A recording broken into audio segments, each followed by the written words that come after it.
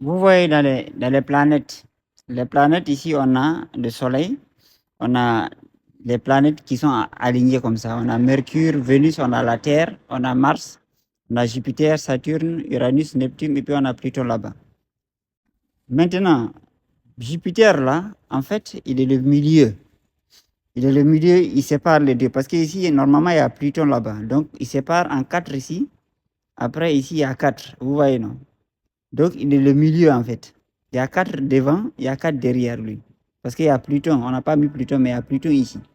Donc, les planètes, ils sont alignés comme ça. Lui, il est au milieu. Vous voyez, non?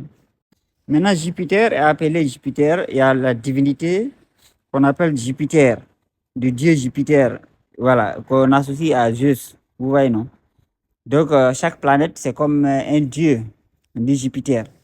Mais ce qui est intéressant, vous voyez, other names, autre nom de Jupiter, c'est Jovi. C'est Jovi. C'est Jovi. Maintenant, Jovi, là, en fait, en polar, c'est ça qui est 5. Je ne sais pas si vous voyez le délire. C'est que ça c'est intéressant parce que ça renforce ce que j'ai dit, que la langue latine, là, surtout le latin, parce que même le mot latin, c'est du polar. Lati, ben lati, hein. Fait du quoi. Voilà, il y a un monsieur là qui m'a bien décortiqué ça. En fait, le latin, la langue, et même dans le grec, on retrouve le mot là-bas. Mais le problème, les gars, ils veulent jamais le dire, quoi. Ils vont dire, ouais, non, c'est du Swahili, du machin, du Congo. C'est comme avec cette histoire d'Égypte antique là. On va mettre ça au nom de tous les ethnies en Afrique. Mais ils vont aller vous parler de Wolof alors qu'ils ne parlent pas du plus grand peuple. Vous voyez, non? Qui est là, qui est le peuple, voilà, qui traverse d'est en ouest l'Afrique, du nord au sud. Donc ici, le Jovi là, il s'appelle Jovi, la planète s'appelle Jovi Ahmed. Jovi, maintenant quand on envoie en latin, le Jo, parce qu'il n'y a pas la lettre Jo, ils mettent J. Et oui, oui, le W là, il le transforme en V. Quand vous voyez en langue française le V, si vous voulez ramener le mot en polar, il faut transformer le V en W. Et vous voyez, donc quand les planètes sont alignées comme ça, tu vois, il y a Mercure qui est le plus proche du Soleil, Vénus, Saturne, bon, normalement, c'est pas Saturne, normalement, c'est derrière, et après, il y a Mars, c'est aligné comme ça, en fait. Voilà, c'est aligné comme ça, et puis il y a Jupiter. Donc, Jupiter est officiellement connu comme étant la cinquième planète à partir du Soleil. Et c'est la plus grande planète du système solaire. Si on mélange toutes les autres planètes, lui, il est plus grand que eux. C'est-à-dire que si on mélange toutes les planètes, il est plus grand que toutes les planètes réunies. Donc voilà le Soleil ici, voilà les Mercure, Vénus, Mars, et puis voilà. Normalement, c'est ça que Jupiter. Normalement, c'est bon, ça c'est un dessin, hein.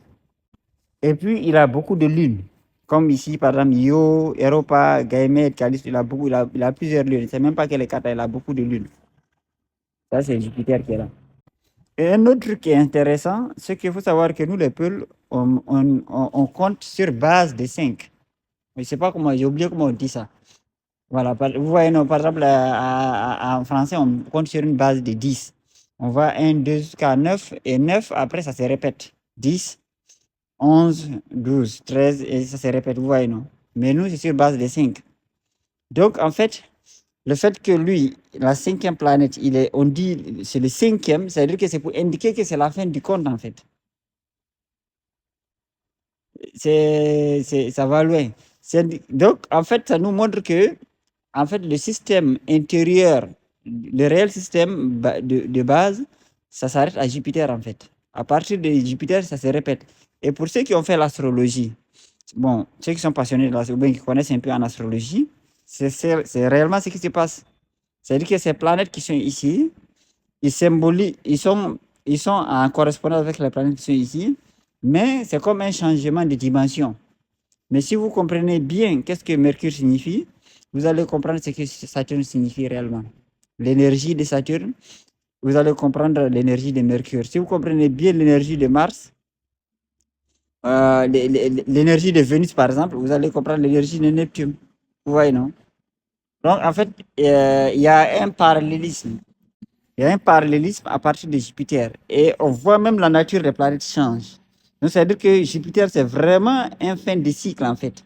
Parce que même la nature des planètes change. À partir d'ici, on parle des planètes gazeuses. Gazeuses. Parce que ce n'est plus la même nature. Avant, c'était des planètes qu'on dit rocheuses. Et je pense qu'on appelle ça aussi telluriques. Après, ici, c'est les gazeuses. Maintenant, il y a Pluton qui est derrière là-bas. Bon, Pluton, chaque fois, maintenant, il change d'avis. Normalement, il y a 4 comme ça, il y a 4 comme ça. Et Jupiter est au milieu. Et Jupiter, c'est la plus grande et c'est la planète même de l'accomplissement social, voilà, et tout, et tout. Tout ce qui est en rapport avec l'activité de vie. Et c'est le nombre 5. Et c'est l'étoile de 5 à 5 branches qui est le symbole qui est dans les mosquées. Vous voyez, non? Parce que, en fait, la main, en fait, c'est le symbole de la vie réelle. Voilà, c'est l'activité réelle. C'est-à-dire que tout est créé, la dimension matérielle est sur en 5, en fait. Voilà. Mais c'est intéressant de voir que, et tout ça, ça nous indique que, en fait, le reset n'est pas très ancien. C'est pour ça que jusqu'à maintenant, malgré tous les manips sur les langues, parce qu'on va vous dire que l'anglais, il y a eu plus de 4 ou 5 versions de l'anglais à moins de 100 ans ou 200 ans.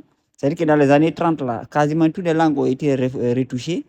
Et le français, pareil. C'est pour ça que si vous prenez un livre de français, qu'on dit soi-disant des Rabelais, des Molière, des Montesquieu, ce n'est jamais, vous ne pouvez pas les lire aujourd'hui parce qu'ils ont retouché ça. C'est-à-dire que les langues ont été, soi-disant, les langues ont évolué. L'anglais, pareil, l'allemand, les machins. Toutes ces langues-là sont constamment retouchées depuis 200 ans quasiment. Chaque fois, on les retouche pour brouiller les pistes et puis pour cacher l'origine de ces langues-là. Mais jusqu'à maintenant, ça reste en fait. On voit clairement que notre langue, nous, la nation Peul, l'origine chouche, vous voyez, non? Notre langue, elle est mondiale. On la retrouve dans le monde entier et dans la civilisation. Si vous voulez même comprendre. C'est-à-dire que ici, si vous essayez de comprendre ça à partir, je ne sais pas, du latin, ils vont vous raconter des histoires à dormir debout. Vous voyez, non? Des sky pater, voilà, de la confusion, soi-disant proto, des trucs, des histoires à dormir debout. Alors, quand vous comprenez le sens de Chowi en langue poulard, c'est clair. C'est la 5e planète, c'est celle qui clôture le premier cycle. C'est tout. Point barre. Simple. C'est comme ce que j'avais dit avec la Kundalini. En langue polar, on comprend mieux ce que ça signifie que dans leur théorie, ils vont t'expliquer ça avec un bouquin entier, tu n'as rien compris. On dit Kundalini, c'est clair et net, c'est là où la petite chose est tapie. Donc ici, là où le siège de la Kundalini, c'est ici. Kun, une petite chose en polar, Kun. Dali, Dali couché, c'est couché, c'est reposé. Ni, ici, ni, là. Kundalini, là où elle est couchée. Donc, voilà, bon, c'est un truc que j'ai remarqué comme ça, mais c'est intéressant, hein, voilà. Bon, en tout cas, concernant Jupiter, c'est Joey en fait. Son nom, c'est Joey. Voilà, maintenant, bon, après le Jupiter, on pourrait même réfléchir là-dessus, mais déjà, le fait qu'il s'appelle Joey, c'est intéressant, c'est-à-dire que c'est des mots à langue poulard à la base, en fait. Voilà.